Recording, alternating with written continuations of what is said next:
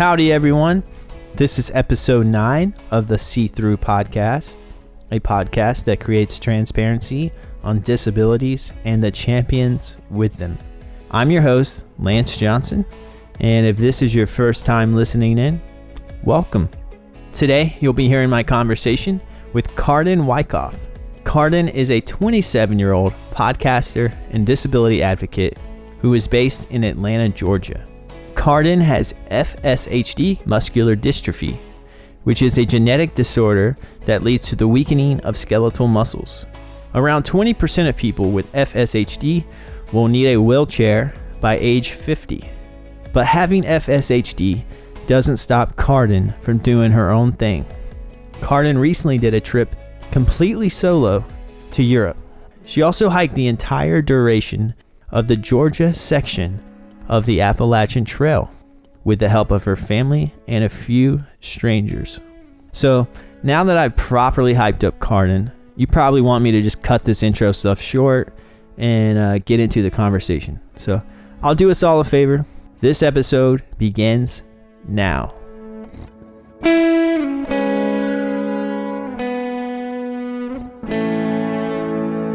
Welcome to the podcast. Thank you so much for having me, Lance. I'm excited to be here today. So I know your name is Carden, but can you tell everyone a little bit about yourself? Sure. Let's hear your name, age, where you live, and your disability. Also, let's hear about your career too. All right. So my name is Carden Wyckoff. I'm 27. I'm an Atlanta native, and I currently live there right now in Midtown, Atlanta. And I work at a Fortune 500 company doing technical support, and I also do a lot of equality, diversity, and inclusion efforts as well on top of my day job in the community and also at work. And then my disability, which that's what all you want to hear about today, is I have FSHD muscular dystrophy, and that is facioscapulohumeral muscular dystrophy. It is a progressive muscle wasting disease that I was born with. Okay. That name it's quite a mouthful. Yes, it is. Can you elaborate on what the specifics of that name entail? Sure. So FSHD and what it means. So facioscapulohumeral. So breaking it down. So facio is the face region.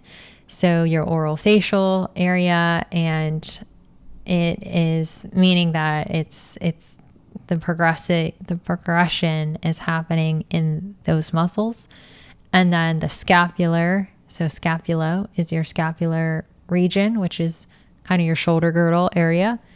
And then the humerus, so humeral, and that is your humerus muscles, and that's found in your upper arm.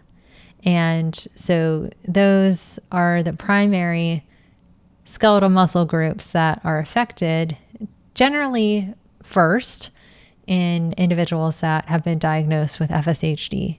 So that's kind of the telltale sign with those 3 key muscle groups. But it eventually will target all skeletal muscle and has the ability to target all the skeletal muscle in your body. And it's different for every single person. The progression changes very slowly from year to year. Some people are affected very early on, like myself. So I was an infantile onset. So one of the few, so within the first 10% are the infantile onset. And then the rest, about 90%, generally see symptoms probably not until their late 20s, 30s, sometimes even 50s.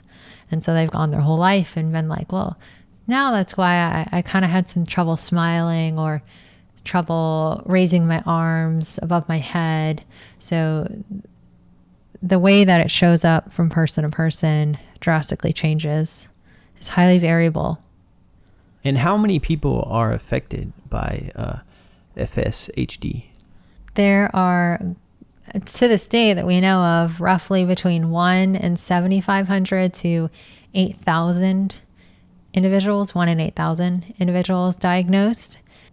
worldwide. So it's the most common form of muscular dystrophy prevalence wise, but as far as death rate goes, it's not a deadly disease. It's certainly very debilitating, or can be for a number of individuals. But you think of other muscular dystrophies like Duchenne's and limb girdle, and those generally are more life debilitating and can be deadly. Okay. I'm learning here. I did do some research beforehand, and great. Yeah, and what I read was that it's hereditary. Does that mean that you were born with symptoms? Yeah, so I showed symptoms when I was about 4.5 years old, and I was diagnosed around 9. So the symptoms that my mom noticed, and my parents noticed, were my eyes wouldn't fully close at night. So you would see the whites of my eyes, and she thought that was kind of weird. And then I could do everything in elementary physical education, like the running and the pull-ups and the jump rope and the, all the competitive aspects to it, but I couldn't do a sit-up. And so you have 60 seconds to complete X number of sit-ups, and that ranked you from, advanced to intermediate to beginner, and ranked you on that presidential fitness. And I could never do one. And so as a child, that's very traumatizing when you reached a certain number of sit-ups in 1 minute.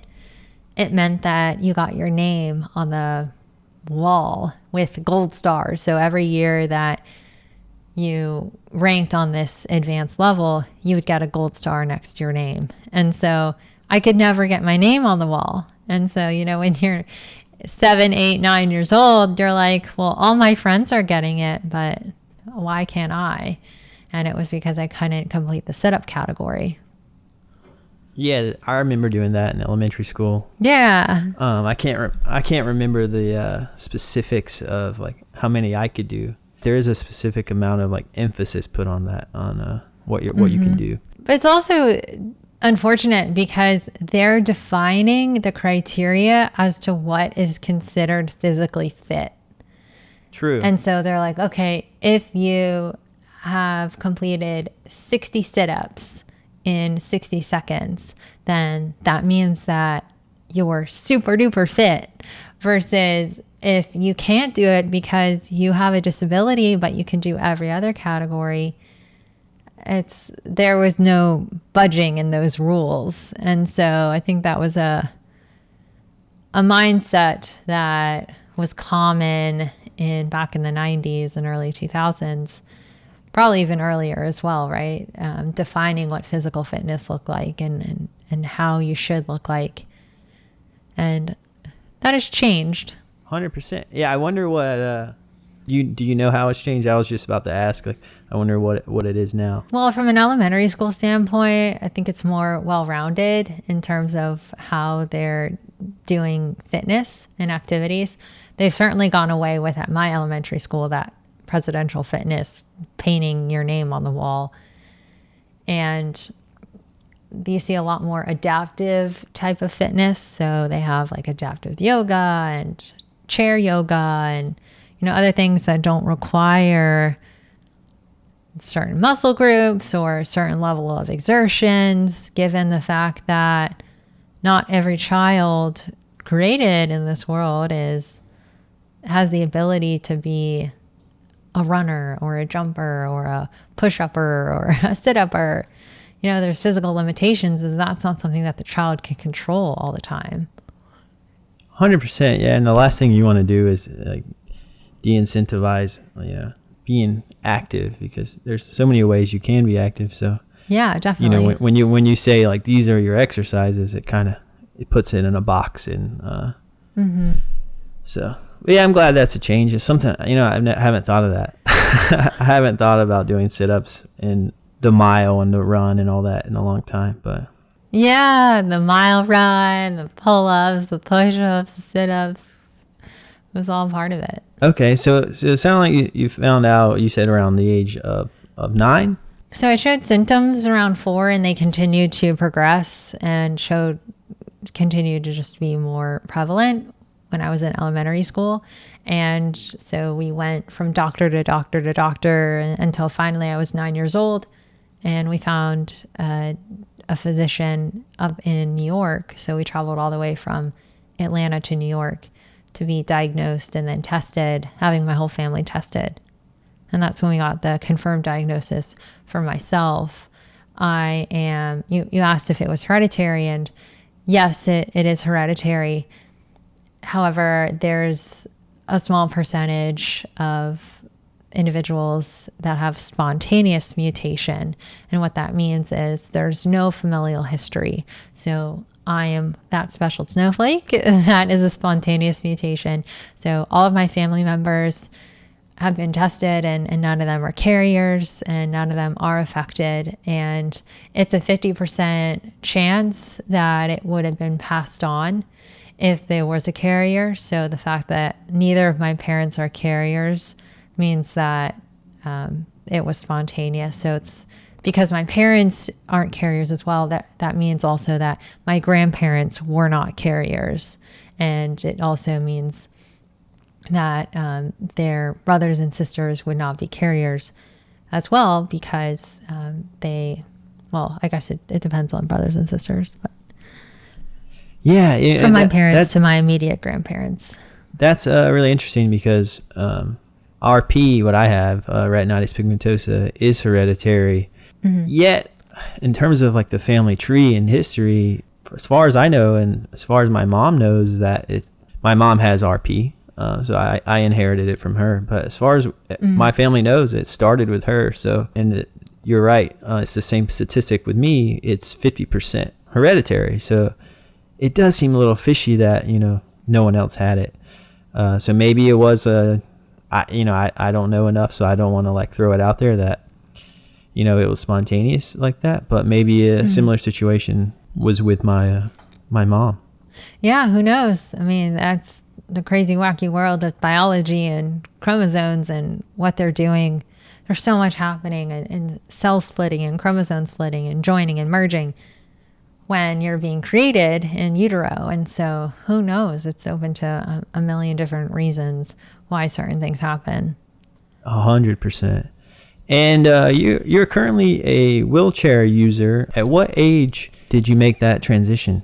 So yes, I am a wheelchair user, and I started using a wheelchair when I was 23 years old, like just on the tail end of 22 going into 23. And the reason I started, it wasn't like I just woke up one day and got injured and started using a wheelchair. And it's not like also one day I woke up and was like, I'm going to use a wheelchair today. It was a very long progression to get there and a timeline. And I can kind of talk a little bit about that. So with the type of muscular dystrophy that I have, it's a progressive muscle wasting disease.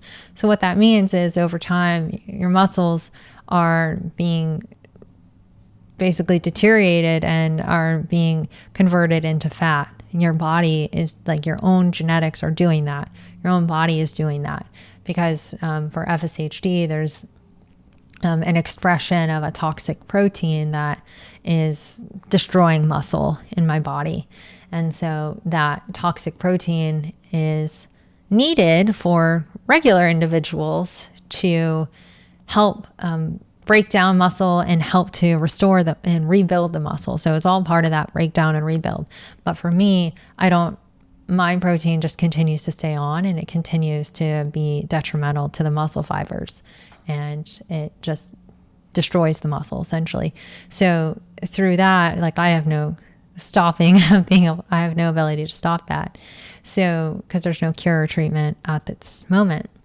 So with the progression in high school is when puberty started hitting and it got more and more difficult walking. And so it started out slowly from having a slight gait. So I was hovering more on my right side and kind of looked like I had a little limp. And then it started grabbing for a handrail to go up the stairs because it got to be challenging And then no longer was I walking one leg, one step at a time. It was one step, 1 foot at a time. So I would only take 1 step at a time to go all the flight of stairs. And then continued to progress throughout high school. I started forming lordosis, which is what the common term is sway back. So that is a rounding of the lower lumbar area. And so I would lean back when I was walking, and to compensate for the progression of the wasting of my abdominal muscle and my back muscles. And then it started affecting my legs and my interior, tibular, sorry, I don't remember the actual technical term of it. Technical names are always tricky. Yeah, it's like tibular, whatever, I don't know.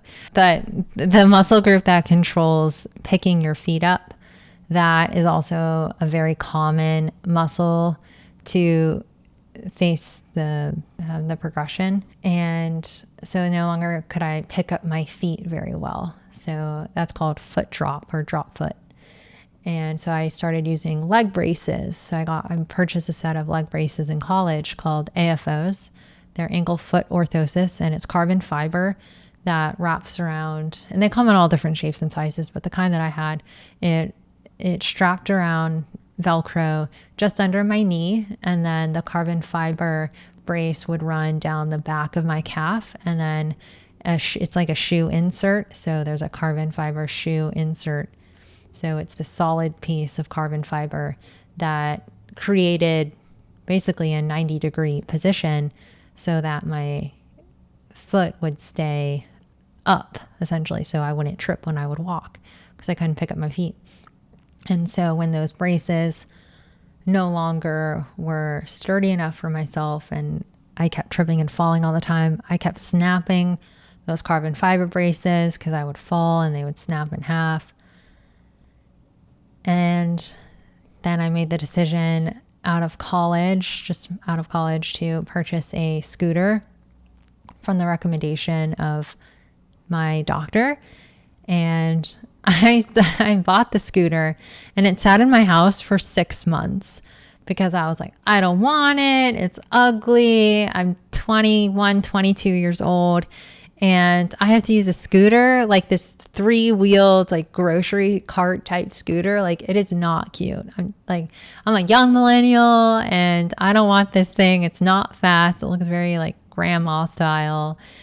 And so, I continued to not use it, but I continued to trip and fall every day, which again, just became more and more of a hazard, a safety hazard for myself.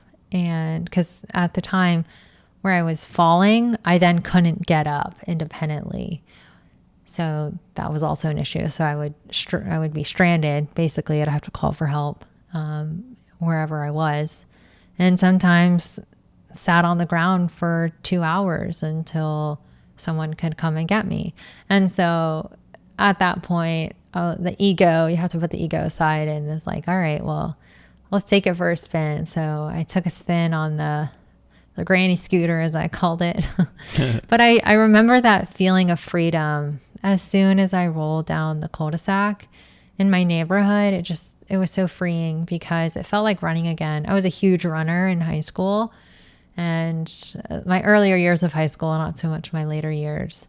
And that it was almost like I had running again, even though I was only going like 3.5 miles an hour. It was like a brisk walk, but it was faster than I could. And no longer was I having to think about every single step and balance and crack and unevenness and just thinking about distance. And there's just so much. It's more than just, oh, you can't pick up your feet and you can't walk, but there's so much that went into how I thought with everything that I did with this disease until this day.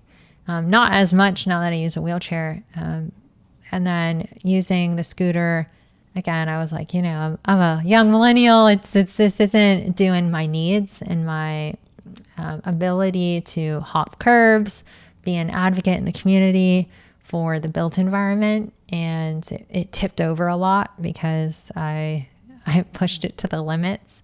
And I had a friend recommend a wheelchair, the one that I use now. They had this pilot beta program that they were doing where they would pay you to, they would send you the wheelchair and then they would pay you to post on social media. And so I did that, their promo program for 8 weeks. And of course I fell in love with it and was like, I'm not going to go back to this ugly red scooter ever again.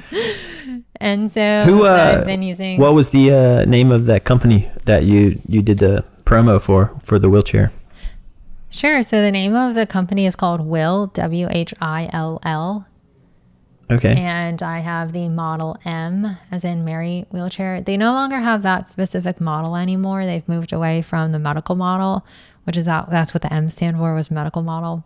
And they have their equivalent, which is the A model, which you don't have to have a prescription in order to get it. Okay. They've moved more into mobility as a service, kind of like rideshare. Okay. And they're launching, and they have launched actually, autonomous wheelchairs in airports. So they've started doing that in a number of cities. So I have their other model, their CI model as well, and that's the travel one. It allows you to break it apart and take it anywhere that you go. I use the Model M all day, every day, because it's sturdier, it's more comfortable, more customized, and fit to my needs. Yeah, I don't want my podcast to be a huge advertisement, but I feel like certain things are worth, bringing up. Yeah, totally. What was, and repeat the company name one more time? The name of the company is Will, WHILL. All right. Like freewheelin or willpower. A lot of people Gotcha. have to have a ring to it so people remember. Gotcha. So yeah, I'll put a link to that in the show description. So if you're listening and want to check that out, just look in the show description. So it sounds like, trying out the scooter was kind of like the segue into the wheelchair you currently use, and it was kind of like this slow process of getting comfortable. But in the long run, it sounds like you're not regretting that transition, and you feel like you regained a lot of your independence. 100%. I would tell anyone who is in that transition period, because that's what this muscular dystrophy and for a number of people is muscular dystrophy has transitions all the time, and you're always having to adapt and change to different lifestyles, and the way that your body can do things can no longer do them anymore, and you have to just live and have it be, and just accept help in that equipment. And so for me, I resisted it for so long, but I costed my own safety. So I had a concussion. I was tripping and falling daily. I couldn't get up. It was very traumatizing, and it wasn't worth it, to be honest. If I would do it over again, I don't know if I actually would have done it over again, mainly because my doctor, and what I have noticed is that once I did transition into the wheelchair, my progression only continued to get worse and worse, because no longer am I walking, no longer am I actively using those muscles. I then noticed very quickly in the next year or so, I no longer was standing. I no longer was just taking a few steps around my house. It became full-time reliant on using the wheelchair. And while yes, it's great for your safety, at the same time, you're losing more and more muscle tone. So it's kind of like that use it or lose it. Okay. Yeah, that makes sense. Do you try to incorporate any like exercise to kind of keep those muscles active, or is there anything that you can do? I used to be a swimmer for a few years, and that was helpful. And then I transitioned to having a personal trainer, and that was nice to have for a little while. It got very expensive, and then I had to stop that just because cost. And then I started having my sister and my dad help me go to the gym. But as I found more and more that I needed assistance. Like I needed someone with me at the gym to help me get on the machine or use the machine or pull down the bar or set it to a specific weight or help me pedal the bike because I couldn't get it over like the recumbent bikes, the resistance, even on the no resistance, it's still very difficult for me. I can't do it alone. So having someone there to help just like give a little extra push so that I can get that movement and motion like you're riding a bike. And relying on someone else, I personally am not active in the gym anymore. Yeah, gyms are not that accessible. They're not. Especially in like their layouts and the equipment and the gear. Right. It depends on what gym you're going to. Like some of them, they're tiny. Like if you're in an apartment complex, my old apartment complex, the gym was literally like the size of a closet. And like I could barely get my wheelchair in there, let alone like get in between the machines. I'm sure there's some company out there working on like some sort of exercise gear or something. And if not, then hey, anyone listening who has the means to do it, get that started. Right. Because I mean, I would very much benefit from it. So back to your independence, I did some research before bringing you on, obviously. I don't want to just sit here. You Google stalked me? I I was a little bit of a stalker, a little bit. And I stumbled upon a really interesting article. It was in USA Today, and it was about the solo trip you took to Europe. Yeah, it was a great time. When did you do that? I did the solo trip over to Europe in 2018, and that was amazing. I'm so glad that I did that.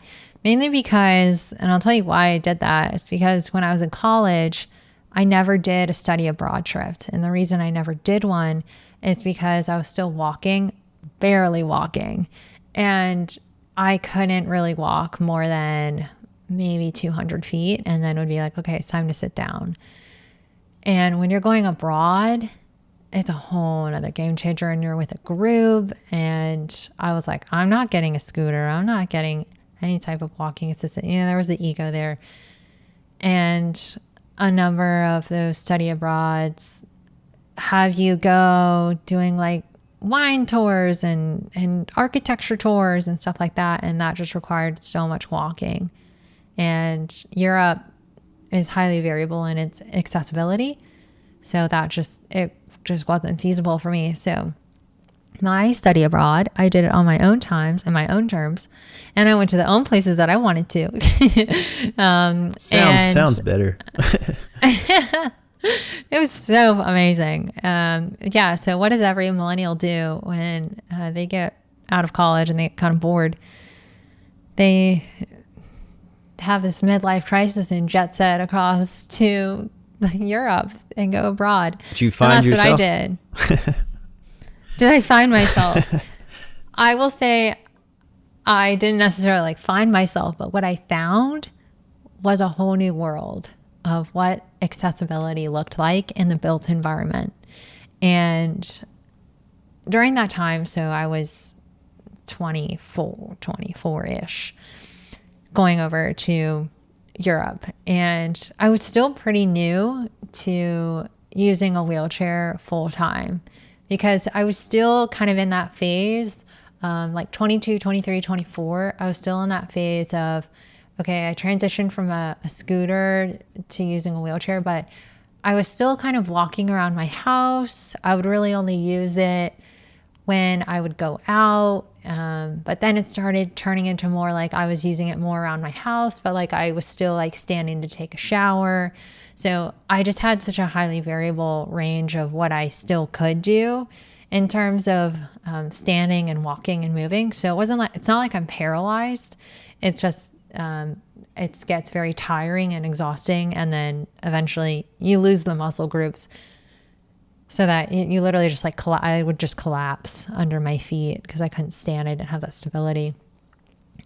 And so with that, this was a whole brand new world. And remember, if we go back to the fact that I was a spontaneous mutation, no familial history with having a disability or using a wheelchair, and no one in my community, in my immediate community, friends, had physical noticeable disabilities. And so I had to figure out myself and learn about accessibility.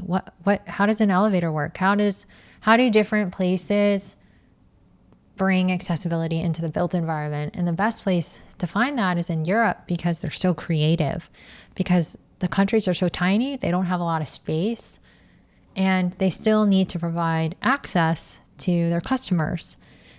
And so what do? They get inventive. And so you see a lot of these historical places have created access in all these cool ways. So things like stairs that have been modified to be electric or automated, and certain escalators that have been modified to be wheelchair available or wheelchair usable. And there's a whole number of things. They're doing accessibility way more creatively and very more inventive over there than the United States is. That's really interesting because, when you think of Europe, you think of really old architecture and buildings. And I would just immediately think that, it would be less accessible there. But you're right. I think there is something to it. I think to creativity and making use of the space. And, I live in New York City, and, a lot of places are very tight, very small. Yeah, very vertical. And to be honest with you, I don't consider New York City very accessible for wheelchair users. Not really. Yeah, and so it is in some places, but a lot of those like small coffee shops and like, forget it, trying to go over to friends' houses, there's a flight of stairs. 100%. Get up to the apartment. Yeah, and I think there's I may be saying the wrong number, but I think like 3/4 of the subway stations don't have elevators. I don't know the exact number, but actually that sounds about right. And so what New York City did instead was they created accessible rideshare. Mm-hmm. Yeah, which I don't know too much about that. I'll have to do some research, but I do. I had a guy in a podcast last week, and he seems to make good use out of that. It's great if you're one person, and then, well, like obviously you're boarding. So I use a wheelchair, and I'm boarding and then I have one companion, because the vehicles that they have, they're like the Nissan, I forget the MV something model, and they're only designed for like 2 people.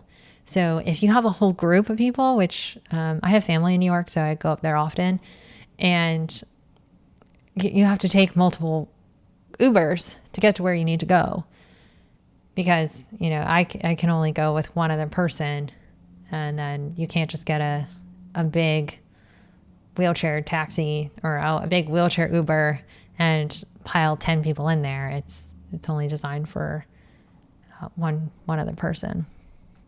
That's the downfall to it. So you can't like travel in groups together, which again, I think only just continues to show to the world that we continue to make accessibility, and the way that we design accessibility is still exclusive. So yes, while the fact that we do have wheelchair Ubers in New York City, it's almost like creating if you look at the ADA ramp, it is only really wide enough for the wheelchair.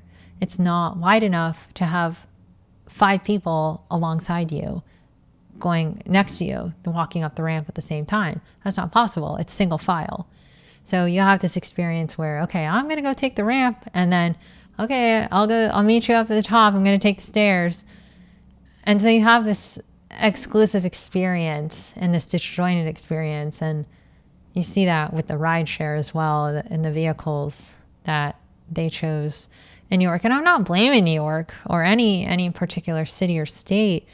I think it's more just, at what point are we going to continue to think that accessibility is just a checklist? And it's like, okay, we checked the box. We have accessible rideshare, and people who use wheelchairs can now get around New York City. Well, what if I use a wheelchair and I have 5 friends coming with me? I can't just order an Uber XL and I'll pile in there at the same time. So yeah, that makes perfect sense. And I kind of want to dive into that more.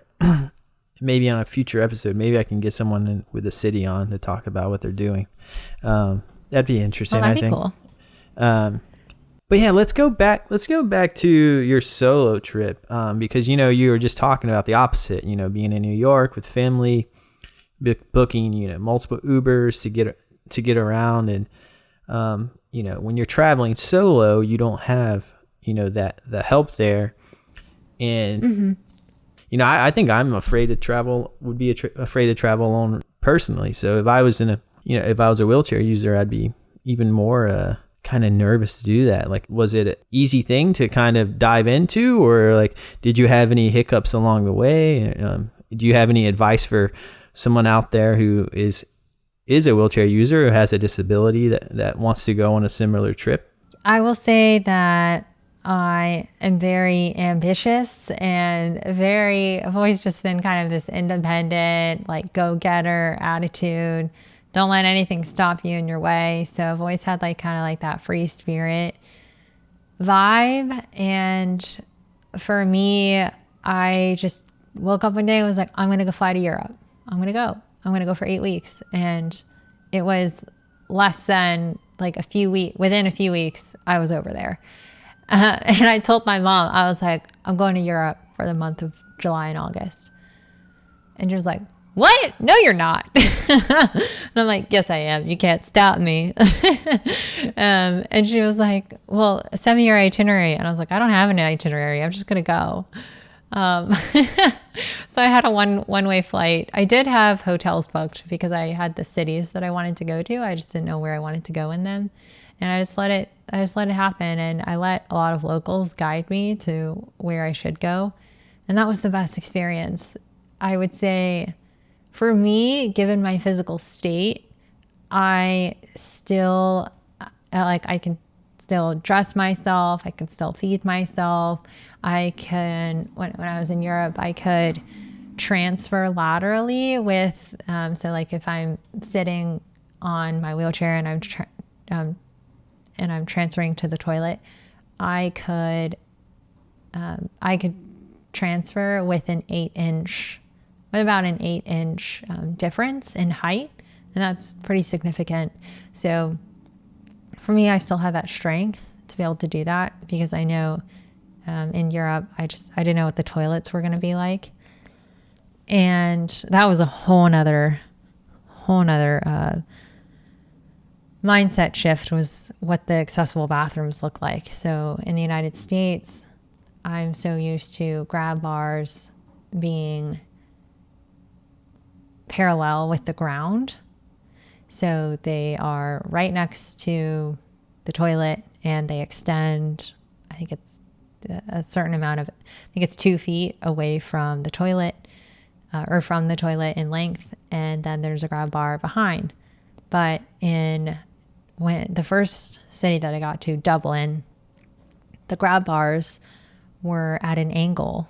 So they were about a 45 angle. And the grab bars, the distance from the bar to the wall was like a solid 6 to 7 inches.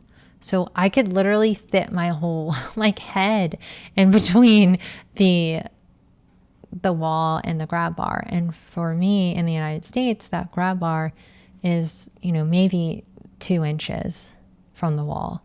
Okay. And so with that, the reason that was so significant for me is because I would lean heavily on that grab bar to either transfer or to help pull my pants up. And when I first arrived in Dublin and I went to a coffee shop and I was like, where's the restroom? And I went to the restroom. They like to lock their bathrooms with keys all over Europe. And so I had to get a key and I opened it up and I was like, holy crap, what did I just get myself into? And I'm like, I have 8 weeks over here of hotels that I have that are non-refundable. I had to figure it out. And I ended up spending 45 minutes in the bathroom trying to figure out how I was going to pull up my pants. And that was a huge change for me because it changed how I now pull up my pants to this day. And so it was that opportunity that I was in where it was like, wow, I didn't even think about this. And here's this roadblock. And it's like, you have no choice. You have to figure it out. And so I did, because normally I would stand up. I used to be able to stand up and be able to pull up my pants up and button it. But I couldn't stand up using the way that those grab bars were. And so a lot of shimmying and figuring out, and was able to do it. So that was just one of the big milestones that I faced. It was right there and right then and there when I first arrived. But what I also found over there is there's a lot of cobblestone. There's still a lot of places that are inaccessible. So it's not like it's all picture perfect over there. I will say in the spots where it is good, it's really creative and really great for how they're doing accessibility.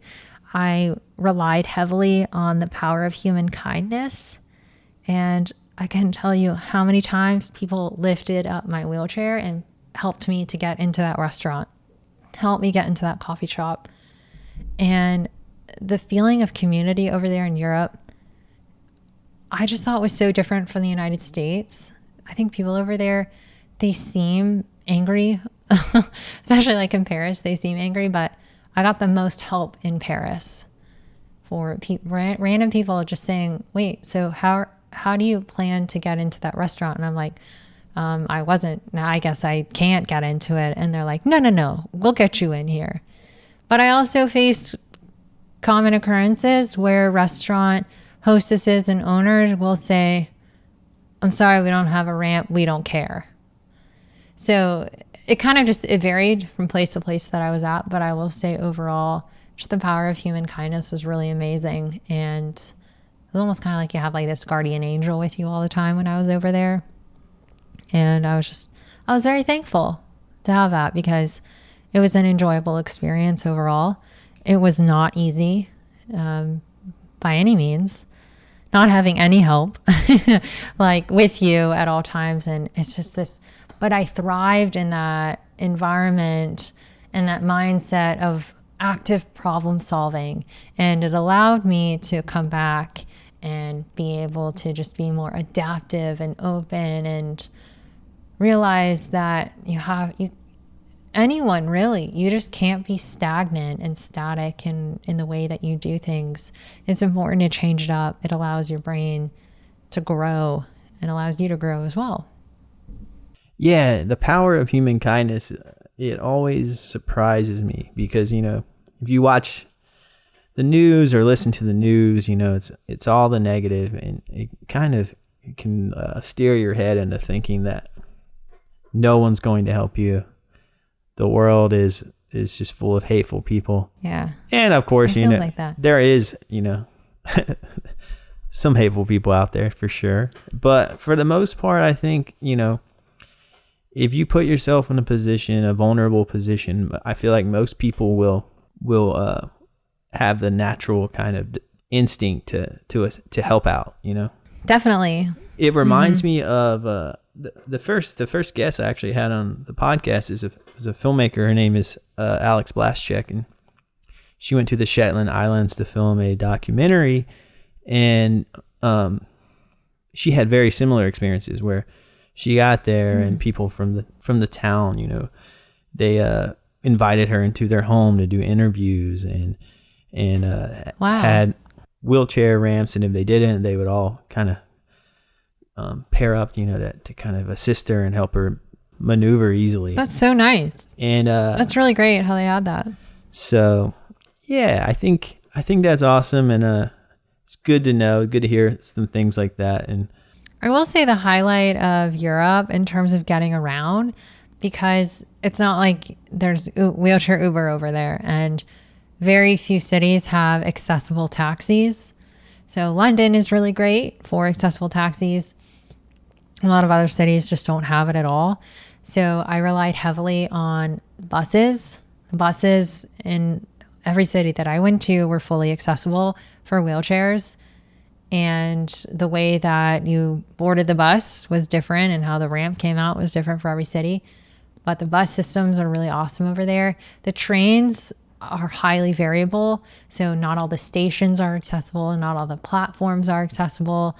The gap is really huge, so you always hear over in Europe, mind the gap, mind the gap, mind the gap. And it's the gap between the platform and the train car. In London, it's so bad. In some places, there's like a 10-inch gap. You could literally fit a small child through it. And there's just no way that a wheelchair could safely roll onto the train car. Yeah, sometimes it happens to me here in New York, where some trains are different, but for the most part, there's like maybe an inch of a gap. But I noticed on some trains it'll be about what you described, about 10 inches, and I'm like, whoa, I could have fell down. Yeah, it's scary. It's not safe for anyone. Yeah, I agree. So it sounds like you have no regrets, and you're like super happy, and you have lots of good insights from that trip. No regrets. I would do it again. I would go. I think what I would do differently, because I was very aggressive. I went to, I think, like 15 cities and in 9 countries or something ridiculous in a few amount of 8 weeks. And I would go back and I would probably spend at least a week in each city and really get to experience. But I really wanted to kind of just do a quick tour of what it actually is over there, because I hadn't been over to London since I was about 10. And so I just wanted to go see the country, see if I would come back. And yeah, I would definitely go back to certain cities. I would definitely not go back to some other cities. So I've never been to Europe. I've never left the country, but it's on my to-do list. I actually had a flight booked to London for September, actually. Oh, but man, COVID kind of ruined everything. But yeah, I'm gonna make my rounds. It's gonna happen. Traveling is so important because it opens up your mind to different cultures and lifestyles, languages. Just the way people operate in different cities is different in every city. And also the way that certain cities do infrastructure, transportation, healthcare, fresh water. It's really awesome. And I say fresh water because a number of cities have like public water, refillable water fountains that they have over there, which is really cool. So yeah, that's a free service. That's awesome. Yeah, so thanks for sharing that. So hopefully someone out there, maybe they're on the edge of their seat. They're like, do I book my trip or do I don't? Maybe they'll just say, I'll be like Carden, and I'll just 2 weeks from now be over in Europe. Maybe not now, but maybe next year. Maybe next year. There's a number of blogs out there that preach and advocate wheelchair accessible travel and talk about specific cities. So if you are eyeing a particular city, just Google, wheelchair accessible travel in Frankfurt or Berlin, Germany, and you will find a wealth of resources. That information is very much out there and very prevalent, which is nice. It's helpful because it helps to reduce just that feeling of uneasiness and being scared. It's so important to get out of your house, go explore the world. Yeah, I agree. And speaking of exploring, let me tell you another thing that I found when I Google stalked you. Okay. Keep it on me. You and your family did the entire Georgia part of the Appalachian Trail. Yes, we did. Over 9 days. Over how many days? 9? 9 days. Mm-hmm. And how many miles? 82 miles. Wow. So the trail is actually 79 miles from endpoint to endpoint. But what happens is when you cross over the Georgia border into North Carolina, you have to hike an additional 1.5 miles into the middle of the woods. And then you have to hike 1.5 miles back. So, and we were expecting, it was kind of funny.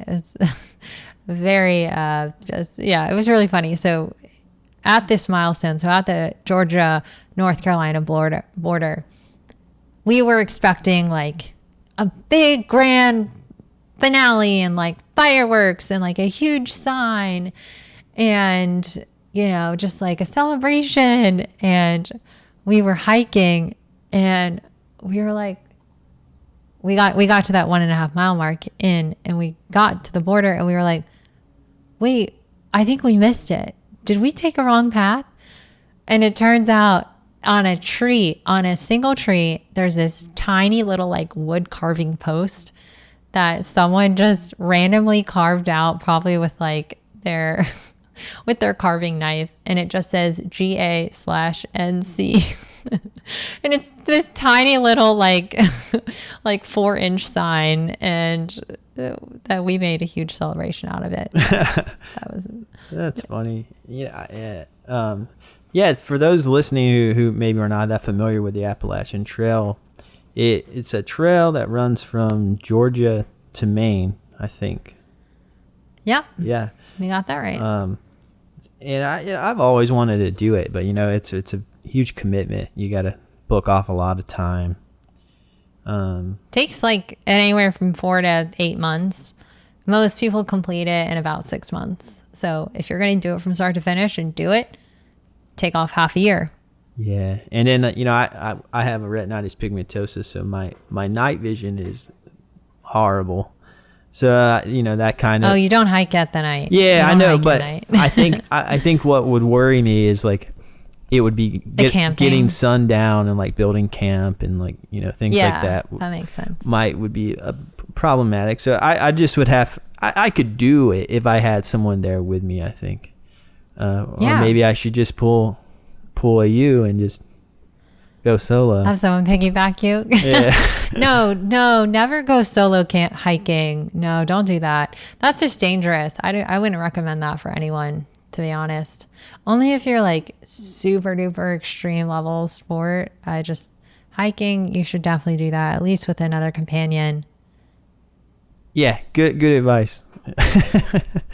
Going to Europe solo, fine, you can do that. Yeah. My mom would say otherwise, but hiking, especially the AT, it can get pretty grueling. It's important to have help, especially if you fall or get injured or anything. I mean, the trail is so diverse, and anything can happen. You don't want to get eaten by a bear also, and no one knows where you are.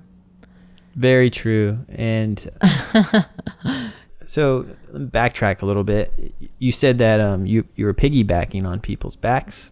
I was. So I was piggybacked 82 miles on the Georgia Appalachian Trail. So it's 82 miles and over the course of 9 days. And the reason for that was because I don't have that opportunity to just be able to go and walk and go hiking through non-paved pathways. So if you're just going to go like hike up a mountain, that's not really something that I have the ability to do unless there's like a paved trail. So my brother and sister, so actually it started with my brother back in, I think like 2015, where I was having more and more trouble walking. My brother would start piggybacking me at music festivals because we would go to music festivals all the time. And the walking from stage to stage, it got to be too exhausting. I just couldn't do it. And so he would piggyback me from stage to stage. And that was really cool. And so we ended up taking that to the next level where we did a Spartan race. So one of those mud runs. We were crazy enough to do that. He piggybacked me through that because, he and I really loved going out and hiking and doing fitness. And so we did that for 3 years. And the second and third year, my sister joined on and she started to become of age. She's younger than me. So she started to become strong enough so that she could carry me.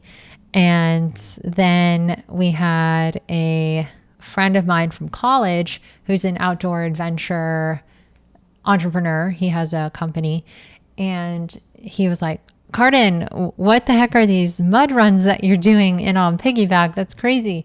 How about we do the Appalachian Trail? And I was like, what do you mean? The whole Appalachian Trail from Georgia to Maine? And he was like, yeah, why not? Let's do it. Let's take 6 months off. I'm like, we haven't even done longer than like 4 miles of piggyback, let alone you're asking to sign up for 4,000 miles. And so we agreed on doing the Georgia Appalachian Trail, 82 miles, and we ended up doing it. And we had a core group of about 10 to 15 people that would hike with us. And then through our social media efforts, through our other media outlets, we presented our schedule and posted it online and said every day we would be at the start of a certain trailhead at 9 a.m. And if you want to join us, meet us there at the picnic table or whatever. And we just had a wealth of a number of people from all over the state would just show up and want to come carry me and be a part of the journey and the cause. And it was so cool. And so on our longest day, I think the most people that we had was like 25. Maybe that's a little high. Maybe it was like 20, but it was awesome. And you didn't have to be like, there were core carriers. So core carriers could go, 2-3 miles of carrying me in a single carry. But all these other people that showed up, some of them, they could only go, and I'm not saying only as a bad thing. I'm just saying like their limitation was, 50 feet, 100 feet. But the cool thing about that was that they wanted to be a part of the experience and they wanted to help me experience hiking and the beauty of nature. And I'm just so thankful and fortunate for everyone that came out and carried me on that trip or didn't carry me and just came along for the ride. And because that bond that you share with those people and you all get trail names, it's such an experience of a lifetime. And then there were other people along the trail. There were 3 people that we met on the trail that they were hiking the whole AT and they had certain schedules where they were supposed to be on certain dates. And 2 of them stopped their schedule and said, no, I'm going to hike with you throughout this entire 9 days and be a part of this because this is so cool. That's amazing. Experience. Yeah. Yeah, that goes back to, what we talked about with, just the general kindness of some people, Definitely. Yeah, so what were the sights and views that 9-day hike? Was it worth it? Oh wow, the Georgia Appalachian Trail is absolutely beautiful. We went in the last week of October and that, is kind of fall time. And the foliage from day to day, based on the elevation that we were at, was incredible. So one day we would be walking through a sea of yellow. And then the next day we would be walking through, 100-foot tall trees that were all peach colored leaves. And it was almost like you were in like this peach colored forest. And then when you got to the top of the overlook, it was like as if it was so spiritual and like you were so connected and grounded with the world and just amazed with the beauty of what the land offers and being thankful for the ground that you walk on and what you have. There's much more that you learn about yourself and how appreciative you are of the things that you have that you're carrying on your back. And I would suggest everyone to at least take a hike on any of those mountain hike. You can do day hikes up a single mountain on a number of those mountains in Georgia. And it's absolutely beautiful. When you get to the top, it's so worth it. And you just like lay on top of the overlook for like 30 minutes to an hour. just like so amazed, because you just see for miles and miles of just rolling hills and trees and beautiful blue skies. It didn't rain. It was absolutely beautiful. Nice. Yeah. Yeah, I've been on the trail. I haven't spent like significant time hiking it, but I grew up in North Carolina. Oh, nice. The eastern side of the state, not where the mountains are, so I wasn't always in that side of the state. But when I was, I remember noticing the specific trails we were on and how part of it was part of the AT, and I just thought it was so cool. So I've always kind of been intrigued by it. So it's very cool to hear you talk about that. And, you know, that's in your home state of Georgia, which is where you live now. You're in Atlanta, where you have your own podcast, Freewheelin With Carden. Yes. I'm actually going to be a guest soon. So, yeah. So everyone listening, you'll have to tune back in for that one. I'm very excited about that. Yeah, I look forward to it. But can you tell everyone about your podcast? Yeah, so Freewheelin With Carden podcast, the idea came back in about December, so kind of a preface about where I was in my life. So kind of like 22, 23, 24, I'm in this transition stage. I'm 27 now. I'm in this transition stage trying to create that identity for myself for what my next like physical state looks like, and trying to work through that because it was so highly variable.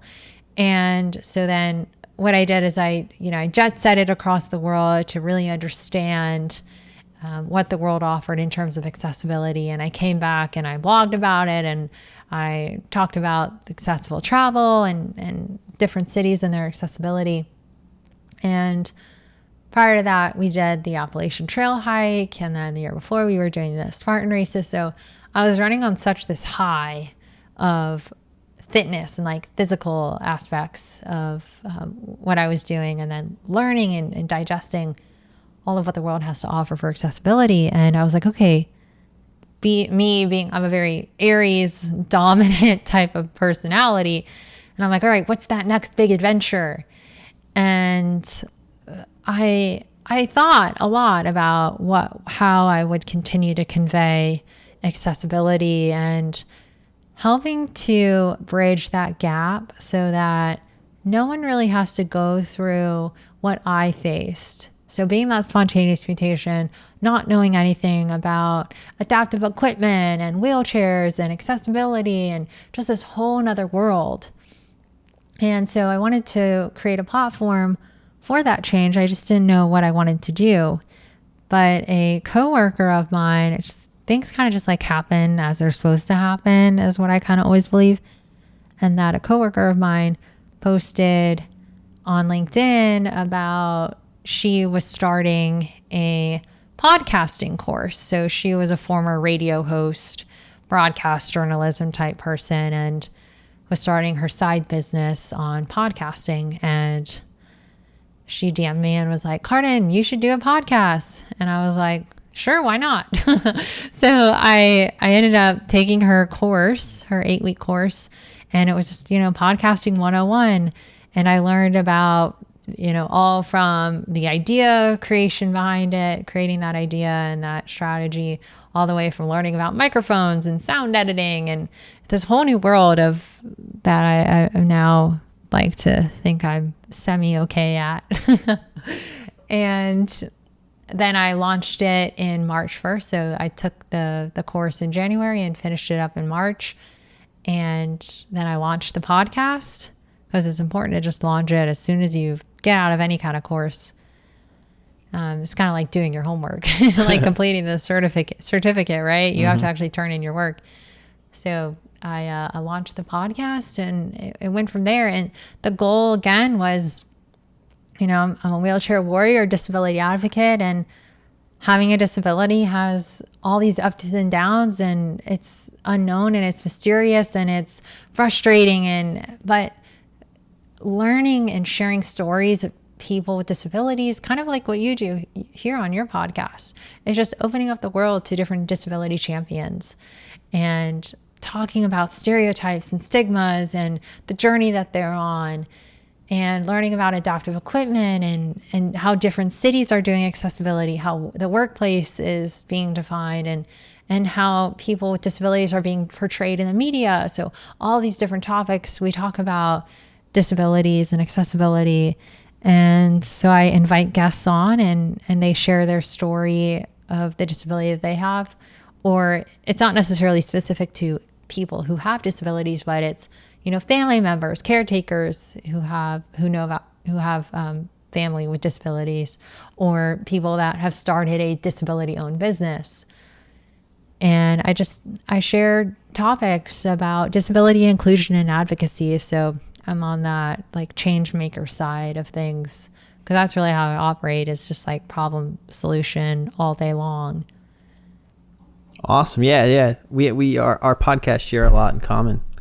That's why They do. I think it felt like a perfect fit to have you come on. And where can people listen to your podcast? People can listen to my podcast on every major podcast app: Spotify, iTunes, Google Podcasts, Stitcher, Overcast, Castos. The thing with like a podcast hosting service is you push it out, and it generally will push out to every major brand to know that is available to the world. So I generally recommend Spotify, iTunes, and Google Podcasts, because those are the top 3 commonly used for people. And yeah, Freewheelin with Carden, FREEWHELIN with Carden, CARDEN. Cool. Yeah, and that's also my Instagram handle. And yeah, what's the Instagram handle? I have 2 Instagram handles. So I have like my personal, but I do post a lot about disability advocacy stuff. So my personal is Carden of Milk, CARDENOFMILK. I love that name. And you get it, yeah, right? Yeah. Okay, some people just don't get it. They're like, what the heck? But it's like a carton of milk. In the elementary school, I just remember like the first thing that you grabbed when you went into the lunch line is like you grabbed that carton of milk. And you know what I'm talking about? The little Mayfield, 100%, little 2x2s. It's better than you the grab bag. that little carton of yeah, you grab the little carton of milk. And then my podcast, kind of like how you have them separated. I just recently separated them. My business coach told me I should separate them. It's better that way. And yeah, the podcast one is Freewheelin with Carden. Awesome. So her podcast is Freewheelin with Carden, and her Instagram handle is at Carden of Milk. Cool. Well, Carden, we've been talking over an hour. I don't want to take up your whole night. But this has been so awesome. Thank you so much, Lance. Oh, no problem. And likewise, it's been great to hear all your experiences, going on to Europe on the Appalachian Trail. It's very unique and definitely one of a kind to this podcast. So I'm excited for everyone to hear this. But thanks. Before you go, I like to have my guests do a shout out to like a nonprofit or charity that they're into and they think maybe people should know more about. Do you have something for me? Yeah, and I love how you do that at the end of your podcast. Always giving back is such a critical piece to what we should have in the world. And the nonprofit that I am on the board of directors for is the FSHD Society. So the very reason why I have that type of muscular dystrophy, and it's a nonprofit as well. So FSHDsociety.org. And I'm also on the board of directors. Awesome. So it's the largest patient advocacy group for people living with disability. It's the largest grassroots network for people living with FSHD, their families and caretakers. And we, fundraise and we provide services and support and a lot of event planning. And I really am so thankful to have that organization, because they connected me to people that had FSHD, because it was so new to my family. And without them, I definitely wouldn't have been where I am today. So very thankful for them. Yeah, that's great. Yeah, and you know, that's kind of why I started this podcast, was just to be able to reach out and talk to people in the community, and you know, just knowing people who have similar things in common with you, you know, disability or not, is always a good thing, you know. Yeah, it's really nice to connect with others, especially that understand what it's like to face challenges every day and obstacles. And we all have our stuff that we have. Some are more noticeable than others. I'm sure for you, it sounds like it's more of an invisible disability, and having to kind of come out about that and tell people that it's a real thing and that you have certain limitations throughout the day and at certain times of the day. I think it's probably more difficult I don't want to assume, but having an invisible disability is a whole nother journey. And I can't wait to hear all about it on the podcast. Yeah, well, I'll just save all my comments for the podcast just to incentivize people listening. Yeah, let's do that. Cool. Well, I think that does it. And such a wonderful conversation. It was great having you on the podcast. I'll chat with you soon. Thank you so much, Lance. I appreciate it. Talk to you later. All right, bye.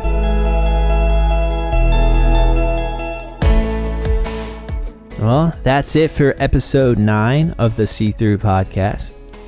It felt great to feature Carden, as the majority of my guests so far have had vision disabilities. I have retinitis pigmentosa, so I think I'm naturally drawn to talk with people within the visually impaired community. But ultimately, I created this podcast to talk to everyone within the disability community. So with that being said, if you know someone who you think would make a great podcast guest, feel free to suggest them to me. You can direct message me via Instagram or Twitter using the handle @seethroughpod, or you can email me at theseethroughpodcast@gmail.com. Again, that's theseethroughpodcast@gmail.com. But let's go back to Carden. I wanted to shout out her Instagram handle again. Her personal account is @CardenOfMilk, CARDEN of milk. And the handle for her podcast, which is called Freewheelin With Carden, is just that. The handle is Freewheelin With Carden. And that's with no G on willing. So FREEWHEELIN with Carden. And as I said during the show, I'm scheduled to be on an upcoming episode of Carden's podcast. So you'll definitely want to check out Freewheelin With Carden. She already has a lot of great content on her page, and I'm excited to see where her podcast goes. Our podcasts have a lot in common, so it's good to help each other out. Well, that's all for this episode. I'm having a ton of fun creating these, and if you're listening, I really appreciate your support. If you haven't yet, go back and listen to the previous episodes. You can find them by visiting the website seethroughpod.com. Episode 10 will be available soon. I'm trying to put these out weekly, so hopefully I can keep this pace up. Until next episode, stay transparent.